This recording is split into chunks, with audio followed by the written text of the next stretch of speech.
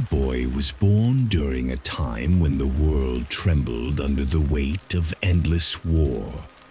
China was not yet a country, only a land of kingdoms constantly fighting, betraying, and swallowing one another.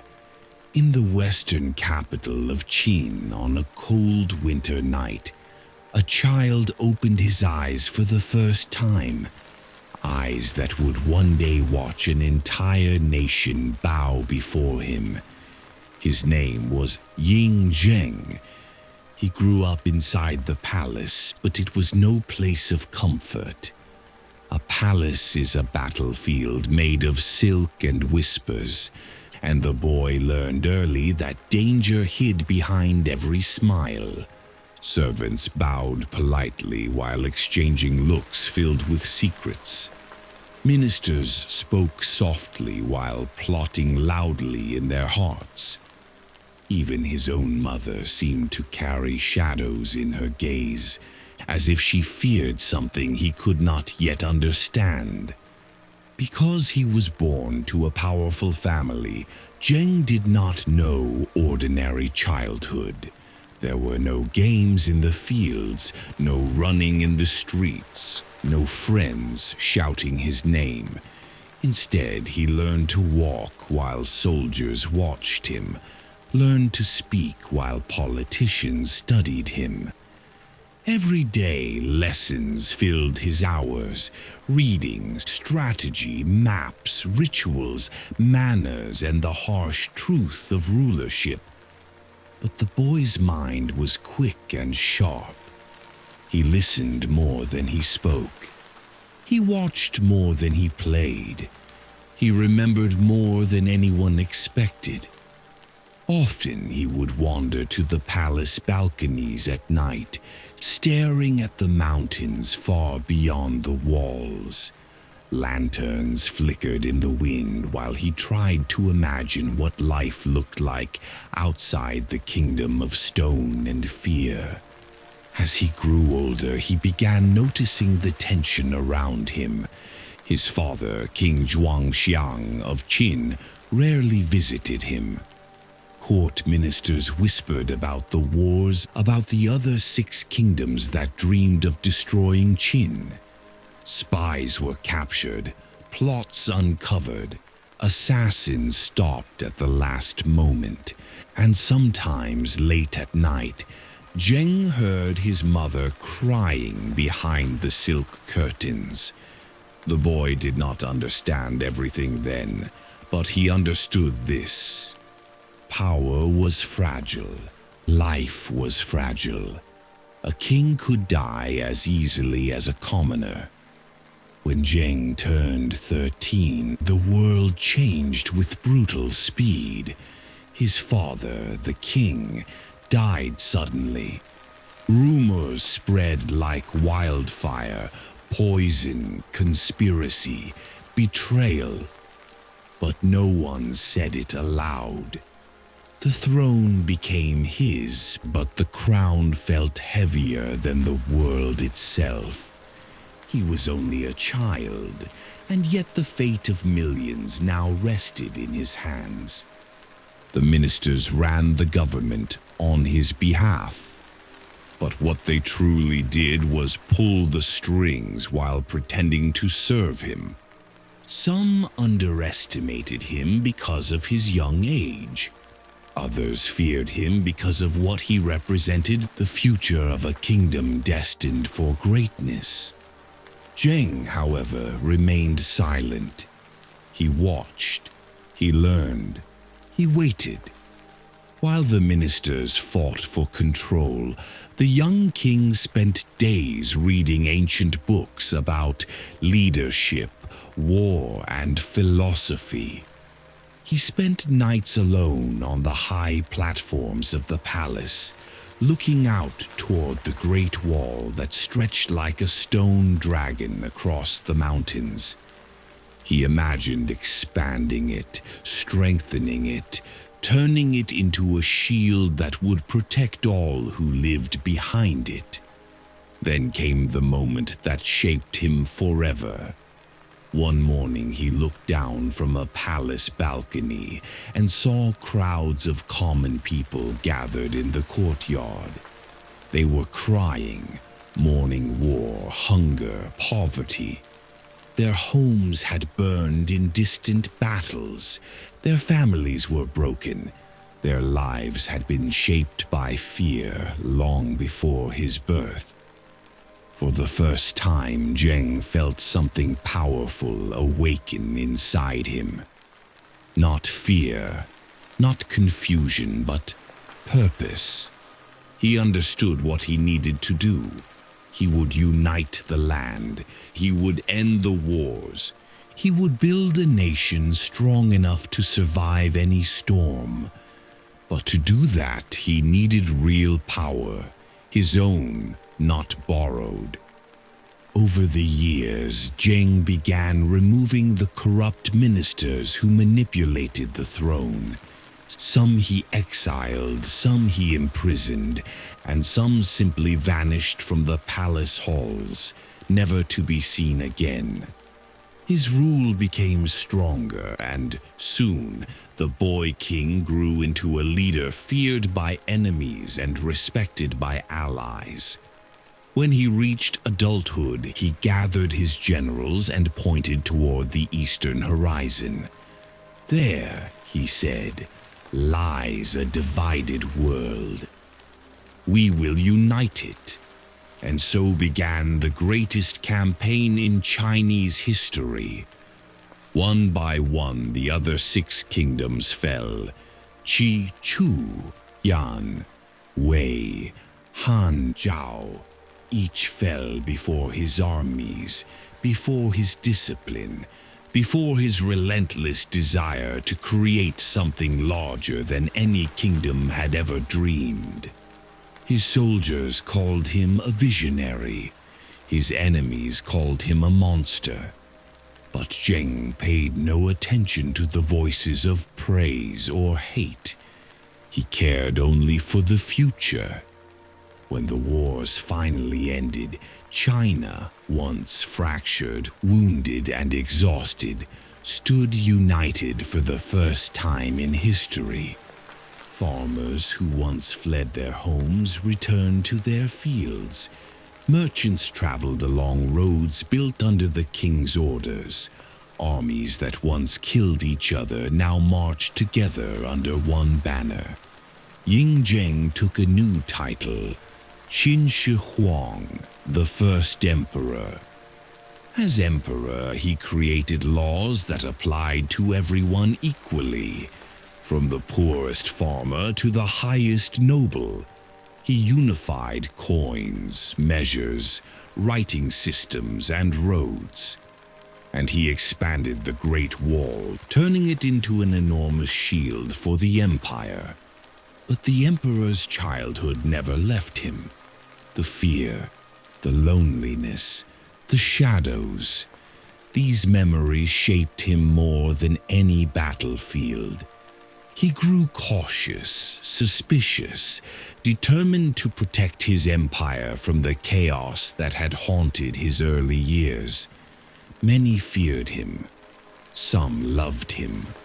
All obeyed him. In his final days, he traveled through the empire he built, watching children play in places where blood once flowed. Seeing them made him think of the boy he once was, the frightened child in the palace, surrounded by secrets. He realized then that his legacy was not his name, not his armies, not even the Great Wall. His legacy was his creation of a nation that would continue long after he turned to dust. And so, when he finally died on a lonely road far from the capital, he left behind a China united, standing like a mountain in the wind. A monument to a boy who climbed from fear to greatness. Although the world saw an ambitious young king, only a few knew the inner storms swirling inside Ying Zheng. His childhood had taught him that trust was dangerous, that kindness could be used as a weapon, and that anyone, even family, could turn into a threat when power was involved. Yet, as he matured, something unexpected happened. The quiet boy who once wandered alone through palace corridors began to form bonds. Fragile at first, but real. One of those bonds was with General Wang Jian, an older man who had served under several kings. Wang Jian treated Zheng not as a puppet, nor as a child, but as someone capable of greatness. He spoke to him plainly, sometimes even bluntly. "The world doesn't unite with dreams," the general told him once. "It unites with strength, discipline, and the courage to make decisions no one else can bear." Zheng listened, and he remembered. Another influence was his advisor Li Si, a scholar who believed that a united land required order above all else. Li Si had studied the philosophies of the warring kingdoms and understood that people were unpredictable unless shaped by clear laws and firm leadership. "Your Majesty," he once said, "if you wish to create something eternal, you must first control what destroys civilizations, chaos, corruption, and weakness. A nation is not built by kindness alone." Zheng understood. He did not always agree, but he understood. Still, the greatest influence came from something far older and more silent than any person: the land itself. When Zheng traveled beyond the capital for the first time, he saw the mountains stretching endlessly like ancient guardians. He saw rivers cutting through valleys, feeding villages that barely survived the wars. He saw the Great Wall, partially built, winding across the peaks like a scar left by history's battles. Standing at the edge of a cliff one morning, Zheng felt the wind on his face and said in a whisper, "This land deserves peace, even if peace must be forced."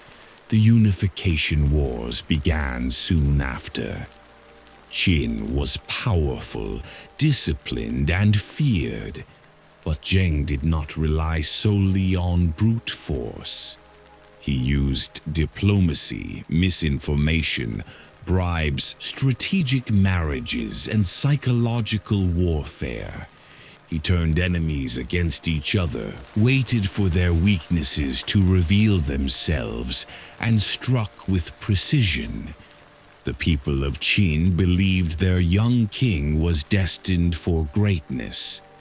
The other kingdoms believed he was a merciless conqueror.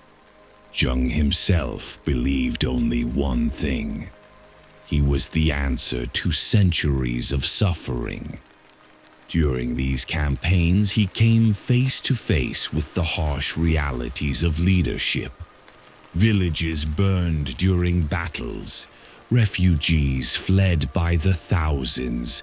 Soldiers died with their names forgotten. Each night, reports of the dead arrived, and Zheng read every one of them, sometimes long after everyone else had slept. There were nights when he felt the weight of every life lost pressing on his chest. He remembered the faces of the crying villagers he had seen as a child, the grief, the hunger, the despair. And he told himself that the suffering of today was the price for the peace of tomorrow. But not everyone agreed. There were rebellions, betrayals, generals who turned against him, and spies who tried to assassinate him. 3 times he escaped death only through instinct and luck. Each attempt carved another scar into his heart, making him trust less and stand alone more. When the Sixth Kingdom finally fell and the land stood united, the celebrations echoed across China. Fires lit the mountains, bells rang in every city, children ran in the streets as families embraced. For the first time in centuries, the land felt still. Zheng stood above his army, watching the sea of people cheering below him, and for a moment he allowed himself to breathe. But power does not bring peace to the one who holds it. As emperor, he created laws, unified writing, standardized weights, and built new roads. He restructured the government and moved nobles from their home regions to the capital so they could not rise against him. The empire grew stronger, richer, and more organized than ever. But with each achievement came new fears. He feared rebellion. He feared betrayal. He feared that after all he had built, someone might tear it down. His mind returned to childhood memories, whispers in dark corridors, plots behind silk curtains, the cold fear of uncertainty. Now, as ruler of millions, he carried those fears multiplied 1,000 times. He became stricter, more cautious, less forgiving. Some said he was turning into the very thing he had destroyed, a tyrant. Yet whenever he traveled through the empire and saw children playing freely in market squares, farmers harvesting fields without the fear of soldiers invading, and merchants traveling safely across roads that once crossed battlefields, he knew he had done something righteous. The empire was now a living thing, growing, breathing, changing, and he was its guardian. Still, one question lingered in his mind, one he could not silence. Would all of this collapse after he died? He searched for answers everywhere, in scrolls, scholars, mountains, even legends. His fear of death grew, not because he loved life, but because he feared losing the future he had built. He sent expeditions seeking elixirs, met mystics who claimed to know the secrets of immortality, and studied ancient teachings. But deep down, he knew no emperor escapes time. On his final journey across the empire, the people lined the roads, bowing as he passed. Some were old enough to remember the wars before unification. Others were young, born into the peace he created. To them, he was more than a ruler. He was the man who changed the world. One night, as the caravan camped near the eastern sea, Zheng stood alone watching the waves crash onto the rocks. The moonlight shimmered on the water, turning the world silver and quiet. He remembered everything. The lonely palace corridors, the faces of the dead, the weight of the crown, the victories, the betrayals, the people crying for help, and the child who promised to end their suffering. For the first time in his life, he felt something close to peace. When he died days later, the servants tried to hide his death to avoid chaos. But the land he unified did not fall into civil war immediately. His laws, his structures, his vision, they held the empire together. Long after his passing, people would speak of him not with simple admiration or hatred, but with awe. He was a force of nature, a man who rose from childhood fear to reshape an entire civilization. And somewhere in the stories told around fires and in the halls of scholars, one truth remained. A boy once stood alone in a palace of shadows and became the light that united a nation. After the emperor's death, the world seemed to pause, as if unsure how to move without the man who had shaped it. His caravan continued its slow journey back toward the capital, concealing his lifeless body inside a sealed cart filled with fish to mask the scent. Only a handful of his closest attendants knew the truth, and each of them carried a heavy fear. For they knew what happened to empires when the center suddenly vanished. The emperor had built a system of laws strong enough to hold the empire together, but he had also ruled with the force of his personality, his vision, and the sheer gravity of his presence. Even in death, his shadow stretched across the land, touching cities he had never seen, villages he had once protected, and distant mountains that had stood long before his birth. While his body traveled in secret, the capital of Xianyang continued its daily rhythm. Merchants bargained in the markets, scholars debated philosophy in courtyards shaded by tall trees. Children practiced writing on wooden tablets, tracing characters that the emperor himself had standardized. Life moved, but beneath its surface, unease rippled like a dark current. Among the ministers, whispers spread. Who would succeed him? Would the laws remain? Would the empire survive? One evening, in a dim room lit by oil lamps, Li Si sat alone, studying the emperor's last decrees. His hands trembled slightly, not from fear, but from the realization that he was witnessing the turning of an age. He remembered the boy he had met decades earlier, the child king who had sat silently during their first meeting, absorbing every word like a sponge absorbing ink. Li Si had believed in him. He had shaped him, and he had feared him at times, but he had never doubted him.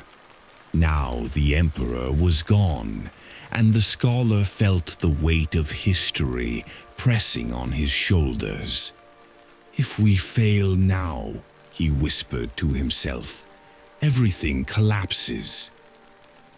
Yet somewhere far from the capital, another drama was unfolding, one that had begun years earlier, long before the emperor's final breath. Years before his death, the emperor had visited the mountainous region of the north. There, he encountered a boy around 10 years old, standing alone on a rocky outcrop, watching the imperial procession pass below.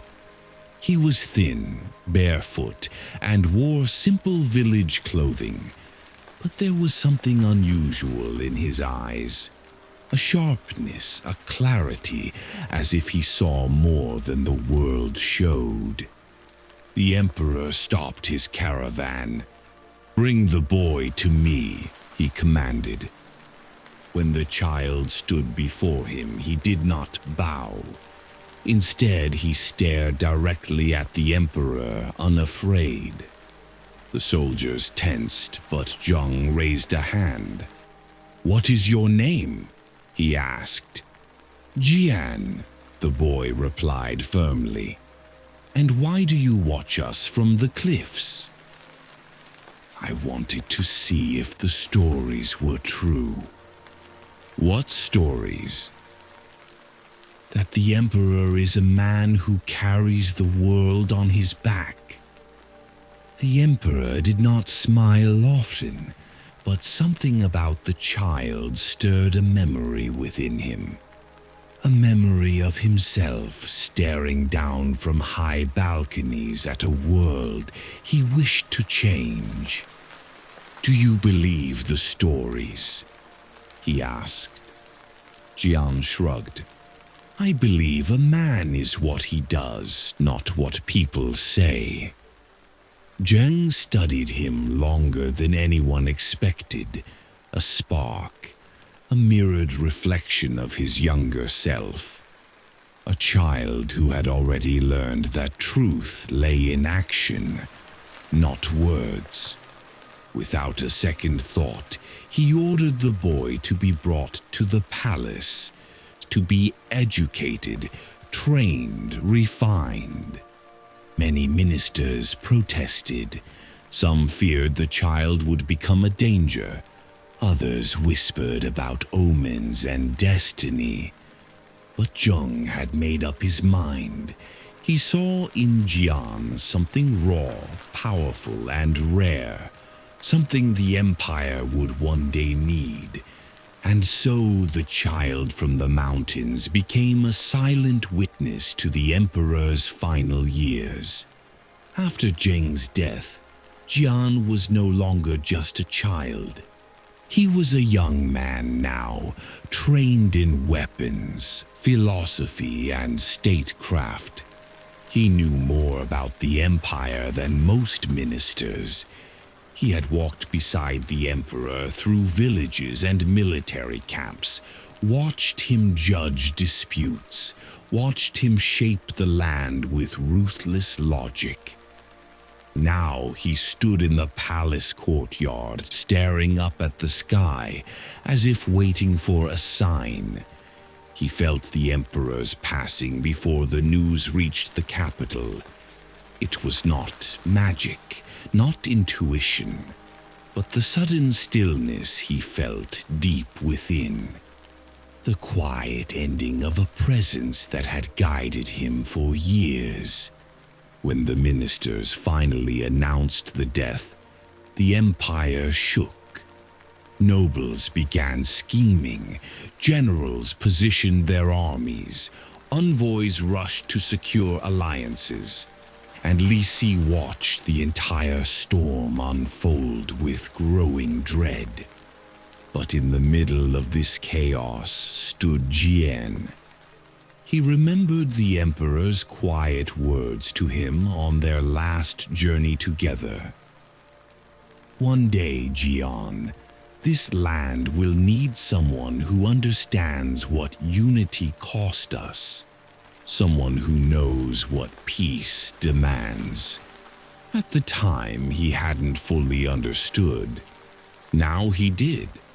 Because peace, he realized, was not a resting place. It was a responsibility. The empire the Emperor had built was strong, but strength could shatter if left in careless hands. Jian knew that if he stepped away, others would tear at the structure for their own gain. He thought of the Emperor's face that day on the mountains, studying him with unusual intensity. He remembered the weight of his gaze. He remembered the unspoken question in it. "Will you be the one to continue what I began?" Jian clenched his fists. He had never desired power, but he could not turn away from duty. "Your Majesty," he whispered into the wind, "I understand now."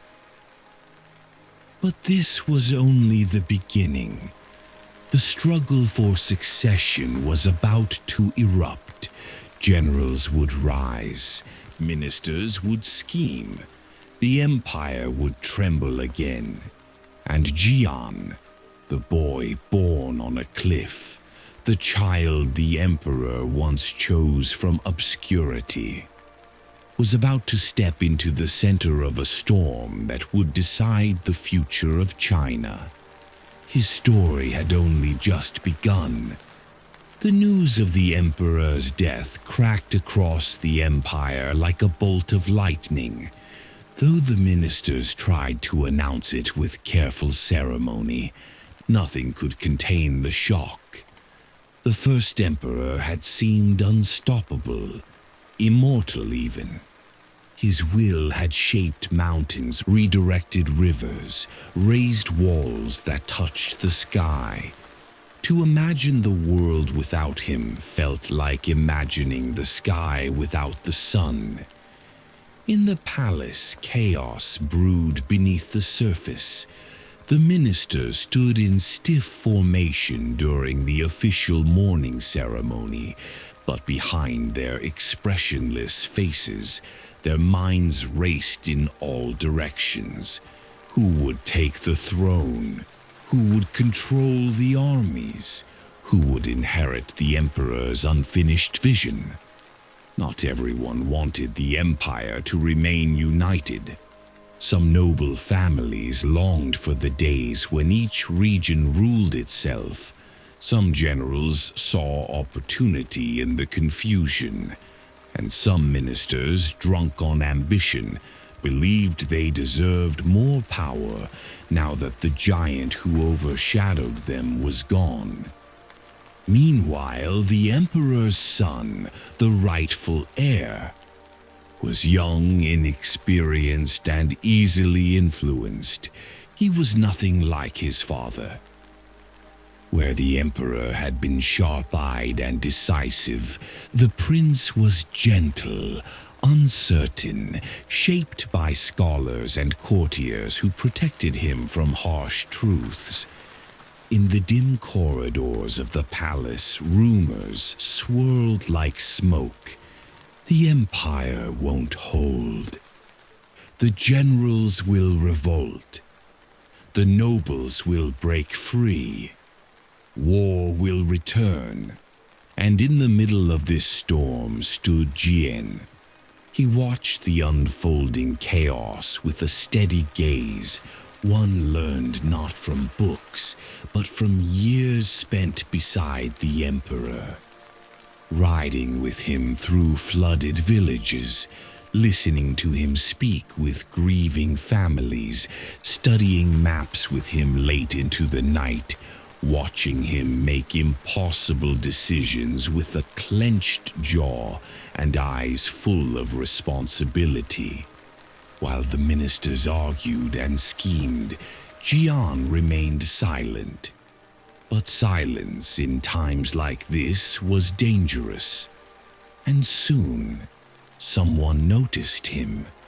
Li Si summoned Jian to a private hall deep within the palace.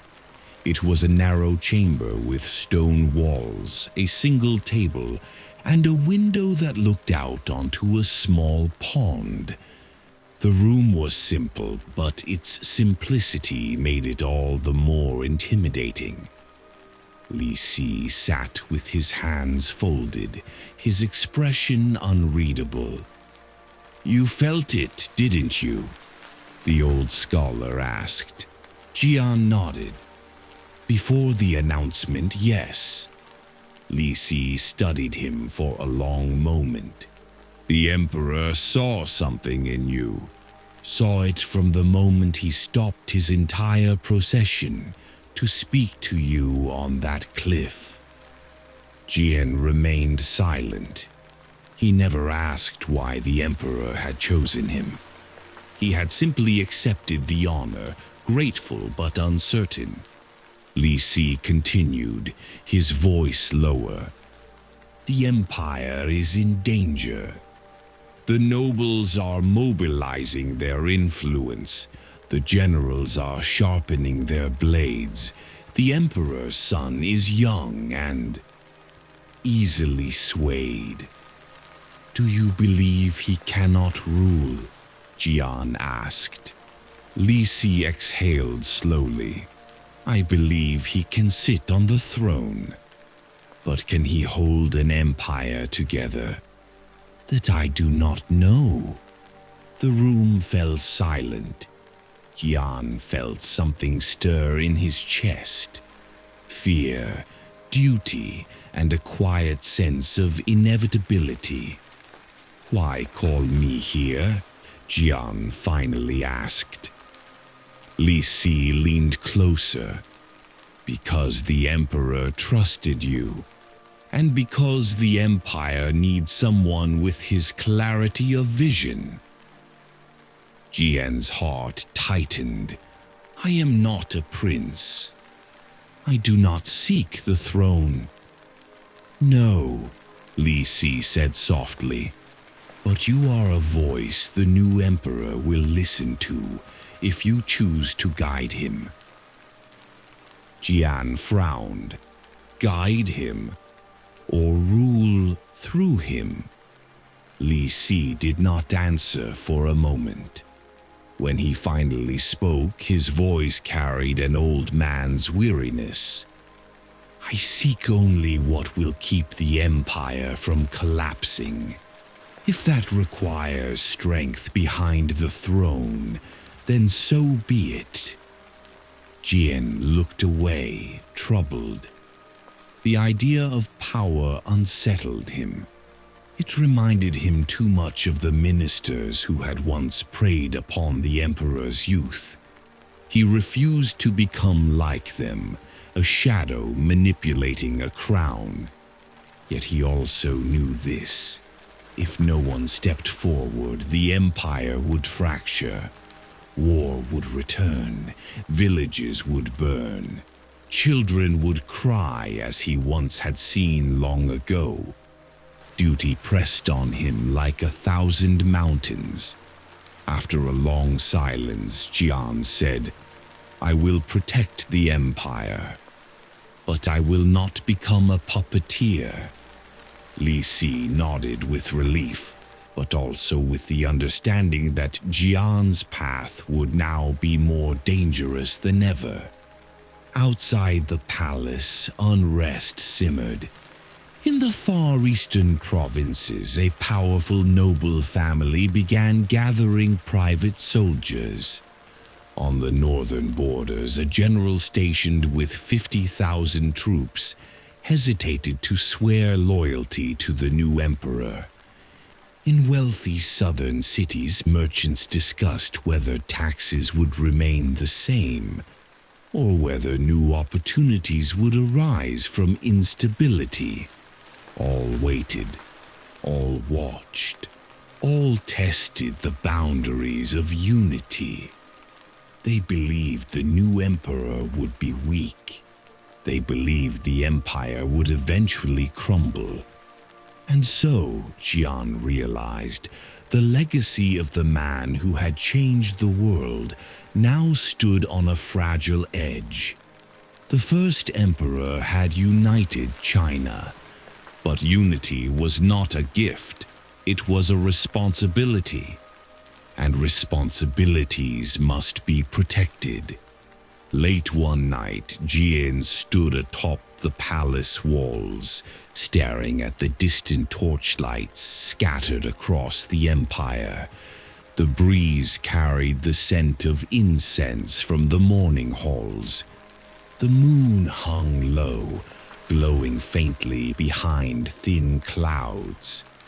Jian closed his eyes and replayed the emperor's final words to him. A message spoken softly during their last journey together. "When I am gone, the world will test you. Not because you seek power, but because you carry the burden of understanding. Remember this, Jian. Peace survives only when someone is willing to defend it." The words echoed through him like a heartbeat. He opened his eyes again, sharper, more determined. The empire had entered its most dangerous chapter, and whether he wanted it or not, Jian would stand at its center.